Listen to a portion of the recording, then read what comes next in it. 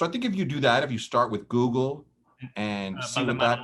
Along those lines, what do you think about the Google reviews?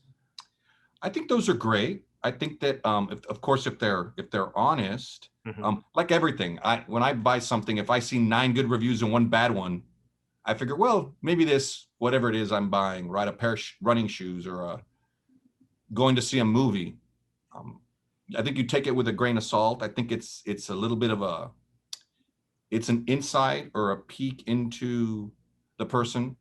Some of them I think are paid. Some of them, I think like most people, the real glowing reviews, I tend to ignore.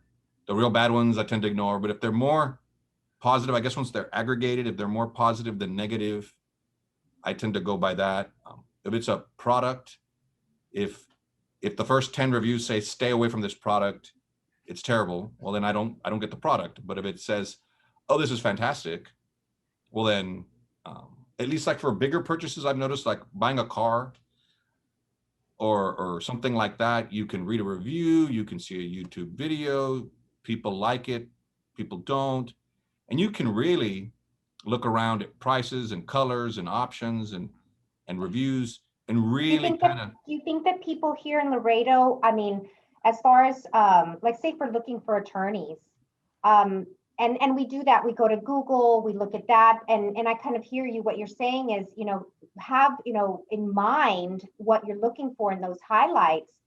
But do you think that at least regionally here, and maybe even in the Valley, if you know some of there, but are attorneys representing themselves? Do you see, I mean, I've seen your website, it's fantastic, it's it's going, and I look for that, but is there, are people, are attorneys, are they representing themselves enough and giving people enough of them so they can make an informed decision?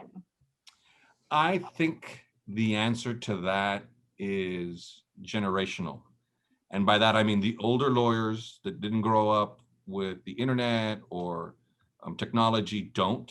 So you'll hear so-and-so's a great lawyer and has been practicing in a certain area for 20 or 30 or 40 years, and they don't have a website, or they have a real generic website. And they may be the best lawyer in town for that type of work, but you wouldn't know it from their website or their digital footprint.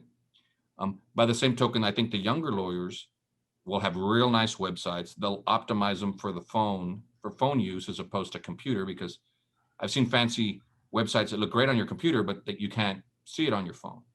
So I think the more, the younger lawyers do a better job of marketing themselves on the internet, which is, I was having the conversation with someone a while ago saying, well, if we were going to have an actual marketing budget, how much would we want to spend on TV?